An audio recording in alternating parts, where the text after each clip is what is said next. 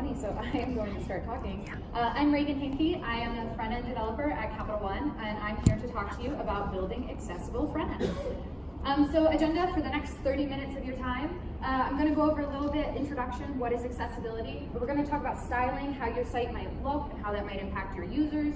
We're going to talk about screen readers, we're going to talk about keyboard users, we're going to talk about how to test your site and audit yourself for accessibility, and we're going to have a little time for Q&A, and if you don't have any questions, then we can audit some sites in real time and see how they do with accessibility. Goals for today. Obviously, I want you to understand what accessibility is and why it's important. And if you don't already know, I want you to understand a little bit more about how users with disabilities might navigate the web. And obviously I want you to understand how to build accessible front-end components. So that's what we're going to do. Let's jump right in. What is accessibility? What am I talking about? Simply put, accessibility describes whether a product or a thing can be used by people of all abilities and disabilities.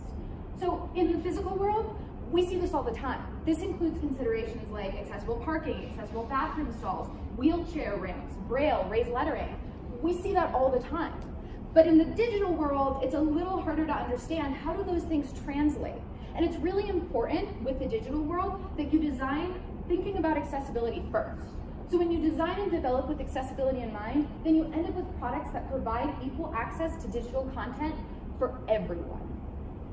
Okay, so a lot of times, developers and designers really want to make their sites as minimalistic and intuitive and beautiful, as simple as possible. So you might have a form and one of the fields might go red when it's invalid, and that might mean this field is invalid. Or you might have a search bar, and instead of having a search button, you just have that icon, because that simplifies things, right? When I first started developing websites, I built this browser game, and I asked a friend to test it for me. One of the pages on my site looked kind of like this. And my friend came back to me and they told me, hey, your next button doesn't work. And I said, what do you mean? Of course it works. Like, what happens when you click it? And they told me, I didn't click it because it wasn't clickable. And they were kind of right. Nothing happened when they hovered over it. The mouse didn't change to anything like this. It didn't underline, it didn't highlight. I had forgotten to provide any sort of cue that that button was clickable. So all of a sudden it stopped mattering that my code was right. It stopped mattering that the website worked because it wasn't accessible. Because I didn't provide those cues, the button didn't work. It might as well have not been there. This happens all the time for users with disabilities. They miss those cues that we're trying to provide when we're trying to be simple and intuitive, like color or icons or clickable buttons. Who's missing those cues? Who am I talking about? Who are we developing for? According to the World Health Organization, about 15% of the world's population has some form of disability. So the things we have to keep in mind when we're developing are things like auditory, cognitive, neurological, physical, speech, and visual. But accessibility doesn't just help users with permanent disabilities. We also need to think about users who might have temporary disabilities. Like if you broke your arm and you can't use your mouse, you're temporarily disabled. Or maybe you lost your glasses, so you can't see things quite as well and you need a bigger font size. Maybe not even that, maybe you're just situationally disabled. Like you're in bright sunlight, so you can't see any of the words on your screen. Or you're somewhere you can't listen to audio, like you're on the subway. All of a sudden, you need captions on that video. All of us, all of your users will be in one of these situations at least once. So we need to develop with this in mind so we can provide equal access to our websites for everybody. Otherwise, it just doesn't work. Okay, so let's start with styling, how our websites look. Simple rule right off the bat, use REMs. Now, sometimes when I say that, developers look at me funny, like I've never heard of an REM, because a lot of times we just use pixels, and pixels are easy, they always look the same, and usually they're what our designers give us to work with. The problem with pixels is that they stay the same no matter what. REMs are responsive to the root element of your browser, so they'll get bigger if the font size gets bigger. Think about this. If a user has a hard time seeing, they're going to go into the settings of the web browser that they use, and they're going to turn up the default font size. If you're using pixels, you haven't helped that user at all. But if you're using REMs, your website can now be used by them. Just as a side note, EMs also exist. They're also responsive, but they respond to their parent element, so the math gets a little more confusing there. Another simple rule, use HTML markup first and then style with CSS. Sometimes it's really easy to just throw a class on a span and call it bold, and that's how we style things. But the problem is that that doesn't carry any semantic meaning to our users. I'm going to talk about semantic HTML for later, but for now, just when you're styling a site, if there's a class that already exists that you can use, like strong or EM, use that first, because that way we can communicate that same emphasis to our users who can't see it. Finally, don't use color to convey meaning. If you want to put red on a form when it's invalid, that's beautiful and intuitive, it is. But you also need to put an error message for users who can't see color or can't see at all. Talking about color a little more, we need to consider contrast. So contrast is just it's a measurement of difference between brightnesses. So it varies from 1 to 1, that's white on white. Nobody can read white on white. To 21 to 1, that's black on white. That's what this is. It's pretty easy to read on this screen. Text should have a contrast of at least 4.5 to 1. Now that's a little different if your text is a little bigger, and bigger text is usually defined as 18 points or larger, or 14 points or larger if it's bold. Then it can just be 3 to 1. Similarly, if you have a user interface component, like if you have a link to Twitter and it's just the Twitter bird, that needs to be at least 3 to 1 so users can make it out. There are some exceptions to this. Logos don't have requirements, so you can make that whatever you want. And decorative text, if your text really is purely decorative, it's carrying no meaning, no context requirements there either. Here are some examples. All 4 of these examples are exactly 4.5 to 1. So you can see, you can read them, but if your whole website was like that, it would get very difficult to read, especially if you do have a hard time seeing without high contrast. So that's why this is the absolute minimum standard. Your text should always be at least as readable as this. So screen readers. We kind of just talked about users who can't see very well, but what about users who can't see at all? How do they navigate the web? They use screen readers. They're a form of assistive technology, and they don't just help users who are blind. They help users who are visually impaired, they help users who are illiterate, and they help users who might have learning disabilities. Basically, they read text out loud. They transmit it into auditory output, or if you are a blind user who is using a Braille keyboard, it'll translate it into tactile output so you can read the site that way. Some screen readers also help with navigation and interpreting page layout. So if you just download a basic one yourself, you're probably going to get one that just reads everything out loud. And that's great, but if you're relying on a screen reader exclusively to navigate the web, you're going to want one that also does navigation and page layout. Nope, that was not that. Yeah, so we're going to talk about how we can provide information to the screen readers so they can communicate that then to their users, and users can navigate our site. We're also going to talk about what not to do, because if we make mistakes with screen readers, they'll confuse their users, and that makes things worse. So alternative text. When a screen reader sees an image like this, what does it do? We need to provide it alternative text, which basically just means we need to give it an alt property, and then we can put any text we want, and that text will be read out loud to the user. So in this case, we're just saying flowers, and the user will know it's an image of flowers. Notice that you don't have to say image of flowers, because the screen reader will announce that it's an image, and you don't want them to hear image of flowers, because that sounds silly and redundant. If you have a decorative image, you still need to add the alt property, but it needs to be empty. An empty alt property will cause a screen reader to skip right over that, and that's really important, because if you forget to add an alt property, the screen reader by default will read out loud the source URL. This image of flowers, I just found it on the web. If I didn't add an alt property to it, this is what would be read out loud to a screen reader user. That looks nothing like flowers, and that will be extremely confusing and disorienting when all of it gets read out loud. Alt properties are great, but when we don't have alt properties, we have Aria properties. Aria properties stand for Accessible Rich Internet Applications, and they're a set of attributes that help us with things like roles, labels, states, all of the above. They make web content and applications more accessible to people with disabilities. So think about, like, if your website has a slider and a sighted user can slide that back and forth and see where we are on the slider, that's pretty clear. But if we use Aria properties, we can manage where the slider is in an Aria state. And then a screen reader can communicate that same information to a non-sighted user, and they can have the same experience. Older software doesn't support Aria functionality in the same way that newer software does. So it's really important to use semantic HTML elements whenever possible. This is actually a big problem because a lot of users who rely exclusively on screen readers are really hesitant to update because they don't want to lose functionality. So we just need to make sure that we're using semantic HTML when we can so they still are getting as much information out of our sites as possible. Buttons. Buttons need discernible text. Discernible text is very simply text that can be read by a screen reader. So if you have a button that says search, that's readable by a screen reader. You're done. But if you don't have any discernible text, you can add some with Aria labels. So consider a button like this. This button doesn't have any content. We're just styling it with a background and a URL for just an image that looks like an X. For a sighted user, this is probably a close button. But if you're not a sighted user, this button is empty. It's blank. It will just say button. That's completely unusable, but it's a really easy fix. You just need to add Aria label, and then you can put whatever you want, and the screen reader will read out loud, close, button, and then they can use it the same way.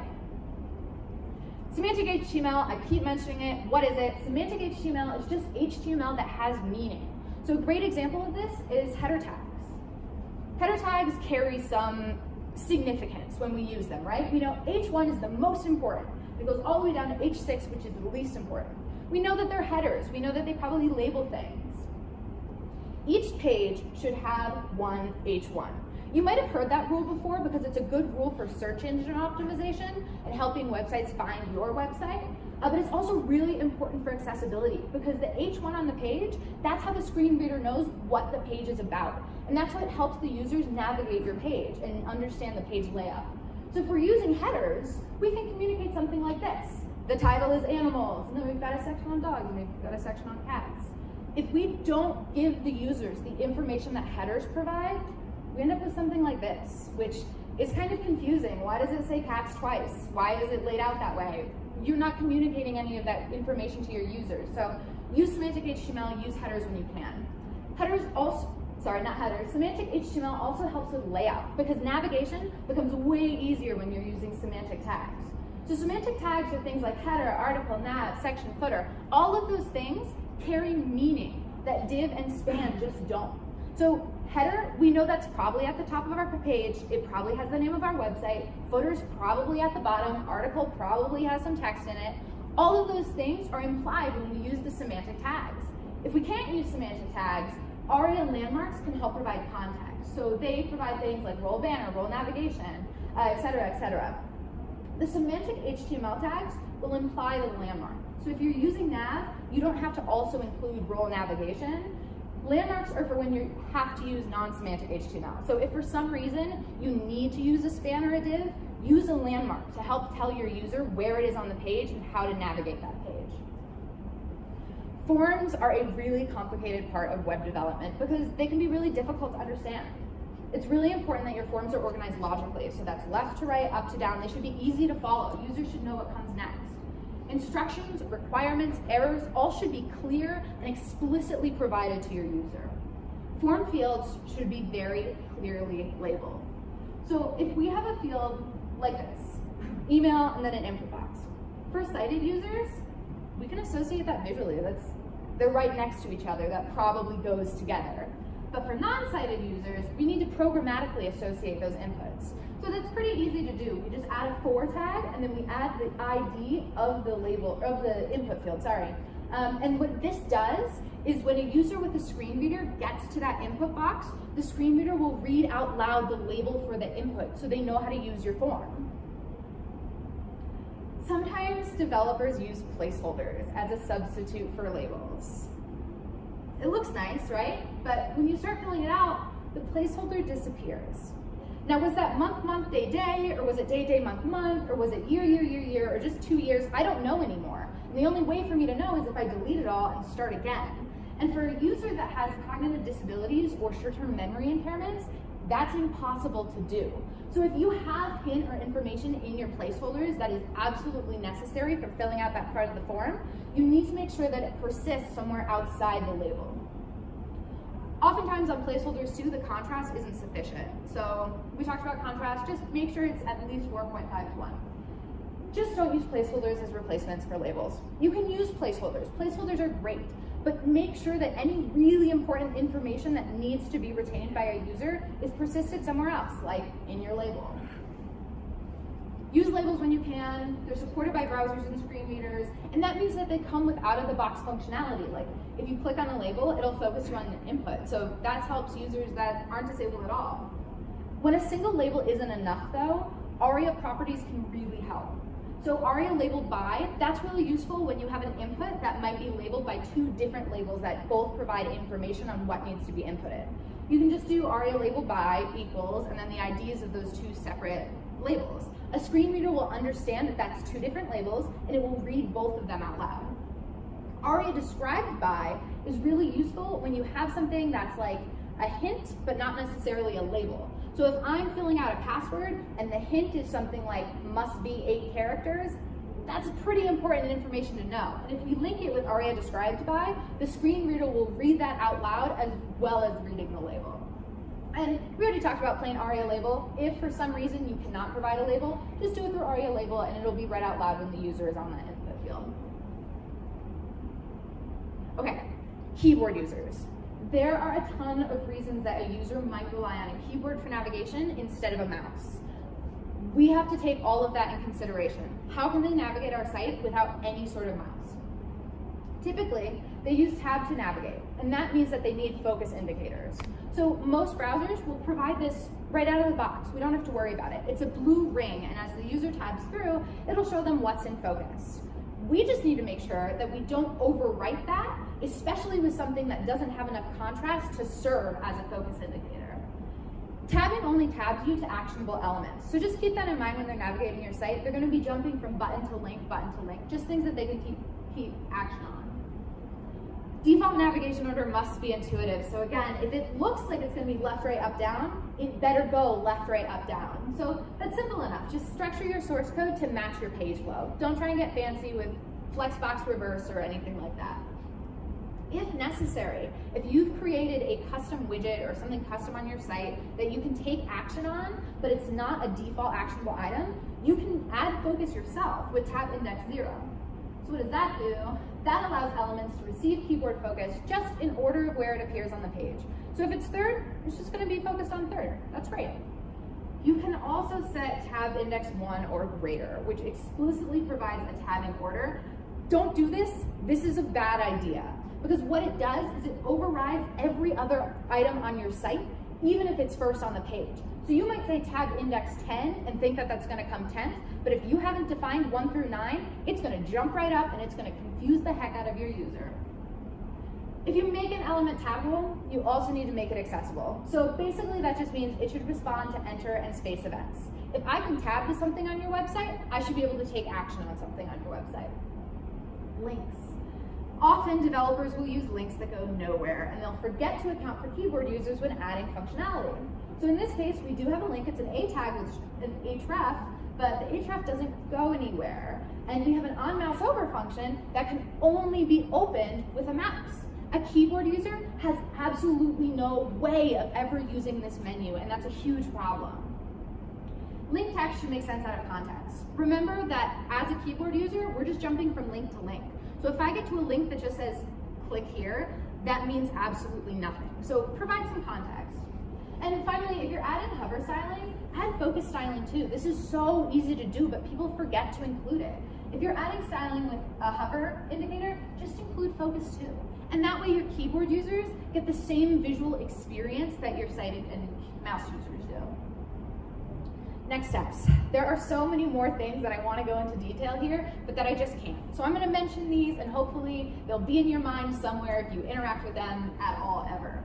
Media accessibility. If you have a product where you're uploading some sort of media, PDFs need to be accessible. And when we say accessible PDFs, that means PDFs with tags. Tags are just hidden representations for screen readers. That way screen readers can read PDFs the same way it can read anything else. Audio and video should always have captions. That's a really simple one, that's a given. In terms of user experience, don't create an experience with important time-sensitive content. Sometimes it seems like that'd be really slick to have something with a timer and it takes action on it. But for users that might have cognitive impairments or disabilities or learning disabilities, they can't process and respond to that information fast enough. So they can't use that experience. So don't do it. Use simple, clear, and concise language. The simpler language that you use, the simplest that you can use to get your point across, the better, because that makes your site accessible for the widest range of people.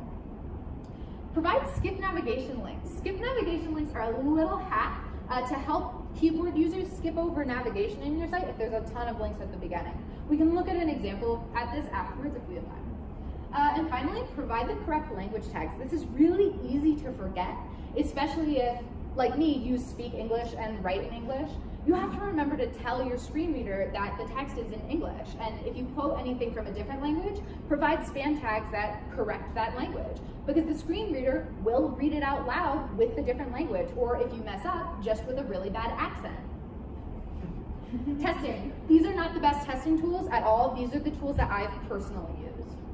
Apple VoiceOver, OS X comes with a default VoiceOver. You can open that up in settings. It's really easy to play around with. It's really interesting to see what it does. Chromevox is an extension you can download for Chrome, same sort of thing. Accessibility auditors, these are both great. These are Chrome extensions that you can download, and then you can run them on any website that you're serving locally or that you're looking at online. Accessibility and attach, what they'll do is they will run an audit on your site, and then they'll report to you any rules that you're breaking. So things like, you can't have two objects with the same ID. That's confusing to a screen reader. The auditors will flag that for you, and then you can go through that list of issues that it's flagged, and you can resolve them all. Testing navigation, do it yourself. You have a keyboard. Play around with your website right now. You will be surprised at what you find. You can find guides like this online, just things like, you should be able to check a checkbox using space. You should be able to close a dialog using escape.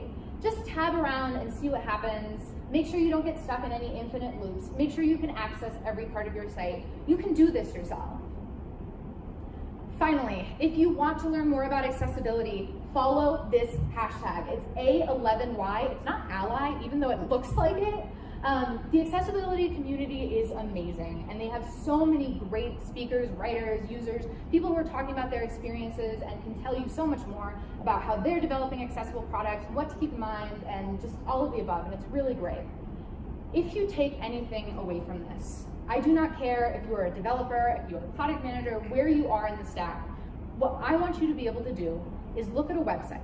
Maybe a website you're developing, maybe a website your team is developing, maybe a website you're just using. And I want you to be able to ask yourself, is this accessible to users of all abilities? And if the answer is no, I hope that you can say something. Thanks so much, guys.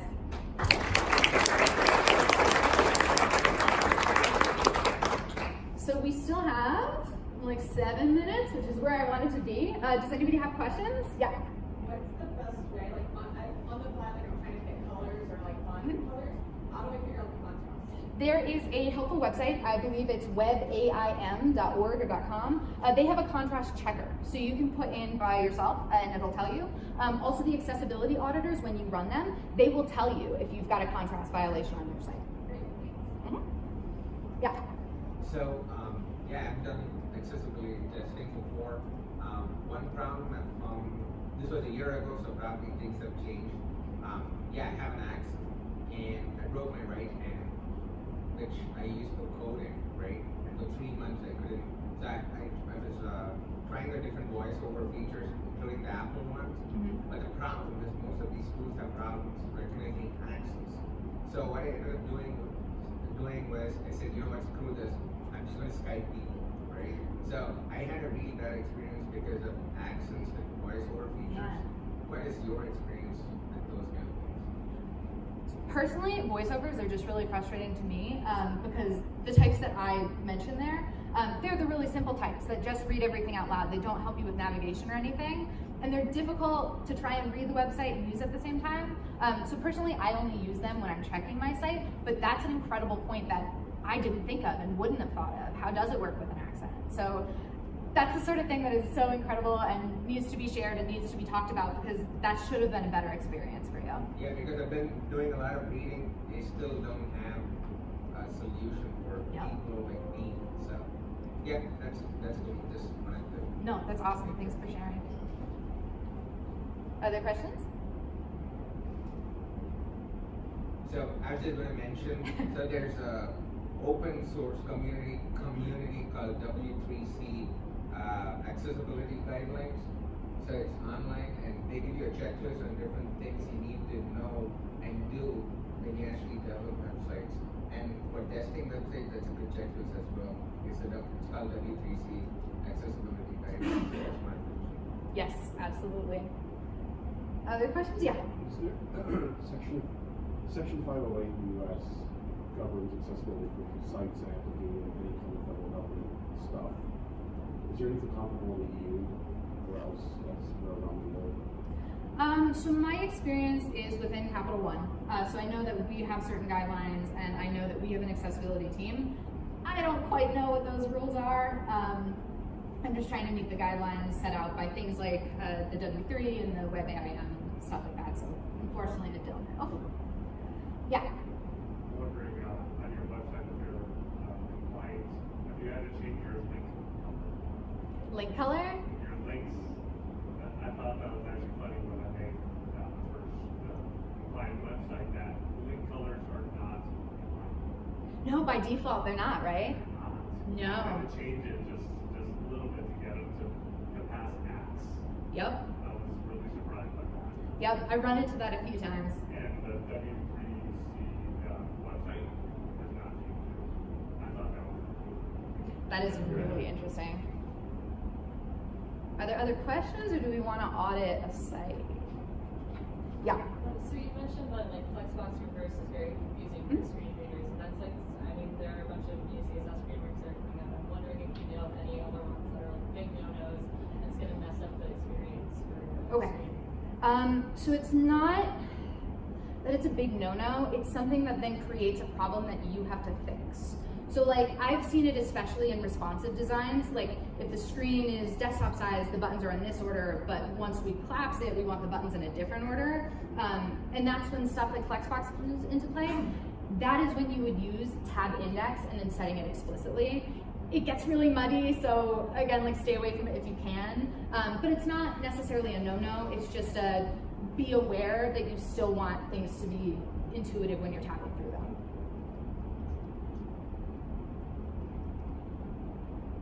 And yeah. Do screen readers respond to changes in the DOM, the document model? Very interesting question. So there is something called an Aria-live region. And you can make that yourself, and some frameworks provide it by default. I know Angular Material does, that's how I have worked with it. A screen reader will announce a change in an Aria-live region, but there are different settings for it. So if you just change something, but you don't put it in the region, the screen reader won't necessarily catch it. If you put it in the region, you should give it role alert. You can do some things like that that'll put it in a region that will catch it and be read out loud by a screen reader. There are also different settings for that. I actually really like this because the difference is, I think the settings are polite and aggressive. And you can make your screen reader polite, which means it waits for you to finish whatever you're doing and then it'll announce the change. Or you can make it aggressive, which is, this happened, pay attention. So there's a bunch of different settings for it, but generally Aria-live regions and using role alert is the way to announce changes in the DOM. Anything else? Cool. We've got a little time. Do you guys want to see some mistakes that Google has made on their site? Yes. Yeah, right? So I was thinking about this because I was thinking, it'd be great if I could show an example just of some way that some site does this. And my first thought was like, what's a very popular site? Like, what do people go to? And I was like, oh, Google. But the Google home search page doesn't have a ton of information. So I was like, let's modify a bit. Let's try Google News. So if I'm on Google News and I start tabbing, I can open that, and then you can't really see it, can you? There is a slight contrast background on the drop down. The contrast is clearly not enough, so that's problem one.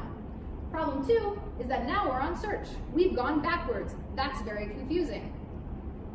Problem three, they haven't provided a skip navigation link. So to get to any of the headlines, I first have to tab through all of these things. which as soon as you start testing this yourself, you can tell how annoying that is for a keyboard user, and then you can add something that'll fix it. I don't even know where we are now. There we are, okay. Headlines, more headlines. Here's the bug. We're not focused on anything. There's a little pop-up there saying save for later, but we're not focused on anything because Google has created a mouse over experience. There, see now it's highlighted. That doesn't exist if you don't have a mouse. This is a huge accessibility violation, and it's on Google's news homepage. So that's, fix that. Somebody, I don't know. YouTube also is a really interesting example because they have remembered to put in a skip navigation link. See this section of the menu bar? There's nothing there. And there will be nothing there unless you tab to it. Then all of a sudden there's a skip navigation link. And if I hit enter on that, if I take action, now you can't really tell, but I'm on the share button now. I got to skip over all these annoying things and just get right to the content because YouTube remembered to put in a skip navigation link. So there's a good example, and unfortunately Google's a bad example. But it's surprising when you do this sort of thing and you just start tagging through and seeing what happens. Cool. That's all I got.